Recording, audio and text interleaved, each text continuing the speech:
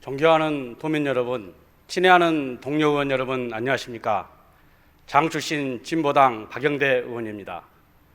지난 7월 19일 김영록 도지사님은 전남도의회 제364회 임시회 개회식에서 민선 8기 출범에 즈음한 시성연설을 했습니다.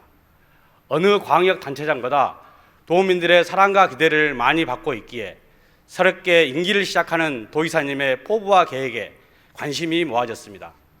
그러나 시정연설의 내용은 사회경제적 위기로 힘들어하는 도민들에게 희망과 용기를 주기에 매우 부족했습니다. 존경하는 의원 여러분, 대우조선해양 노동조합 투쟁 과정에서 가로 세로 높이 1m 철장에서 31일간 파업농성을 이어간 하천 노동자 최재한 씨를 기억할 겁니다.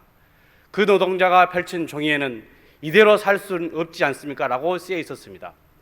국민들은 그 모습과 글귀를 보며 함께 가슴 아파했습니다. 그 노동자의 절규에 공감하는 것도 있지만 자신도 세상에 하고 싶은 말이었기 때문입니다. 이대로 살 수는 없지 않습니까를 전남 도민들도 외치고 있습니다.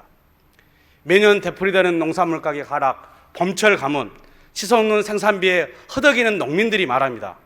이대로 살 수는 없지 않습니까? 경력도 인정 못하는 박봉에 어르신들 찾아가는 기름값도 안 남는다는 돌봄 노동자들이 말합니다. 이대로 살 수는 없지 않습니까? 코로나의 긴 터널을 뚫고 이제는 더욱 어두운 지역위기와 경제위기에 직면한 소상공인들이 말합니다. 이대로는 살 수는 없지 않습니까?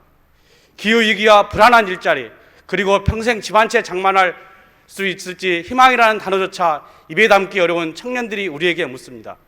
이대로 가면 살 수 있습니까?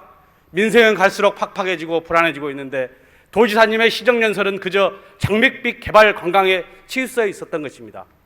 도민들의 절규에 답하지 못한 것입니다. 도민들의 깊은 속을 살피지 못한 것입니다. 존경하는 도지사님, 역사적 대전환은 무엇입니까? 그저 표면적으로 나타난 디지털 전환, 에너지 전환이 본질이 아닐 것입니다. 대전환은 기존의 사회적 가치관과 방식에 대한 근본적 성찰과 대안에서 나온 세계적 화두입니다. 그동안 우리 사회를 지배해왔던 경쟁과 이윤축의 중심의 가치관은 부의 양극화라는 사회구조를 양산했고 사람까지도 상품으로 취급하는 삭막한 사회로 만들었습니다. 이러한 위험한 사회, 지속 불가능한 사회에 충격적 경고를 보낸 사건이 코로나19였으며 이를 통해 대전환이라는 물줄기가 형성되고 그 대안으로 연대와 협력의 새로운 사회 가치관이 뒤들고 있었던 것입니다. 그러나 도지사님의 시정연설은 대전환이라는 선언만 있었을 뿐 고정관념과 닷습에 굳어져 버린 무전환의 시대를 말하고 있습니다. 과거 도정의 틀에서 사업명만 바뀌었을 뿐이고 근본 틀의 변화는 아무것도 없으며 우려되는 대목도 여러 곳에서 발견되고 있습니다. 농업의 근본 문제는 외면하고 전남 사랑의 서포터즈 100만 육성이라는 이벤트식 사업에 치우치고 재생에너지 사업을 말하면서 에너지 민영화로 역행하고 있습니다.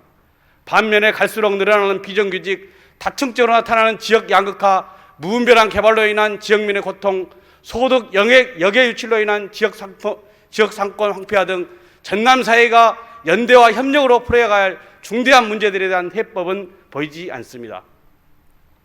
존경하는 동료 의원 여러분, 우리는 대전환의 시대에 살고 있습니다. 그러나 대전환은 어느 한 사람에 의해 결정되어서는 안 됩니다. 대전환이 정치적 수사로 남용되어서도 안 됩니다. 오직 도민의 삶에서 도민들과 함께 도민에게 희망을 주는 대전환이 모색되어야 합니다. 오늘 저의 발언도 그러한 대전환의 사회적 힘과 방향을 모아가고자 한 것입니다. 민생이 중심이 된 대전환, 평등사회로 나아가는 대전환을 이루는데 조그만 힘이 되고자 한 것입니다.